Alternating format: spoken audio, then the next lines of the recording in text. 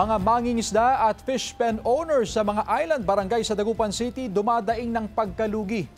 Yan ang balitang tinutukan live ni Sandy Salvacio. Sandy? Chris, milyong-milyong pisong halaga ang nasira sa sektor ng agrikultura sa pagtama ng Bagyong Uwan. Kaya naman ang hiling ng mga mangingisda na apektado sa pagtama nito, tulong at assistance mula sa gobyerno. Nangihinayang si Tatay Clarito sa pinsalang dulot ng Bagyong Uwan sa kanilang hanap buhay.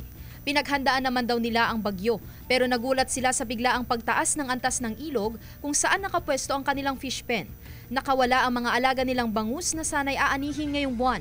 Ay, kung yung damage po ang tatamin, matindi po. Kasi karamihan, halos lahat lumubog at saka natumba. Kaya nagsilabasan. Isa lang si Tatay Clarito sa mga nagmamay-ari ng fish pen sa mga island barangay sa Dagupan City. Sa barangay Salapingaw pa lang, libo-libong fish grower na ang apektado.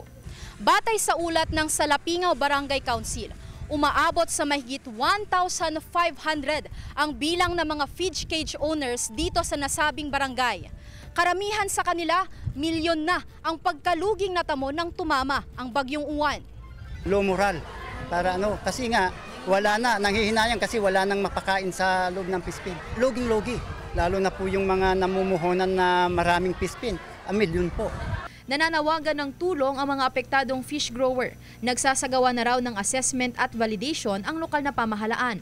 Bawat fisheries, yung mga na-damage, yung mga nakawalang isda, dapat i-record namin para may pasa sa national.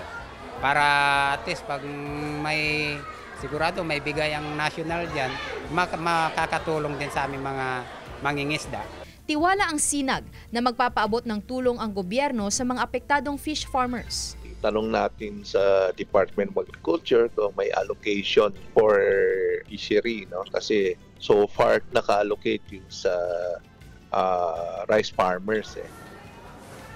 Chris, sa ating paglilibot dito sa Magsaysay Fish Market ay napansin natin na wala pa namang gaanong paggalaw sa presyo ng mga isda. Sa nakausap din natin na ilang mga nagbebenta ay sapat pa naman daw yung supply ng isda at meron pa rin pong oversupply ng bangus. Ngayong araw nga ay nasa 100 to 170 pesos ang kada kilo ng bangus. Galunggong ay nasa 220 pesos per kilo, tilapia na nasa 100 to 120 pesos per kilo, sari-saring mga isda na nasa 150 pesos per kilo, sapatero na nasa 120 pesos per kilo, yellowfin na nasa 160 pesos to 240 pesos per kilo at tamba na nasa 80 pesos per kilo. Sa pakikipag-usap natin, Chris, sa ilang mga nagbebenta ay aminado naman sila na ngayong araw medyo matumal pa raw yung bentahan dito sa pamilihan. Inaasahan naman nila na sa mga susunod na araw kung naka-recover na rin po itong mga kababayan natin sa pagdaan ng Bagyong Uwan ay babalik na rin yung sigla ng bentahan dito sa Magsaysay Fish Market. Chris?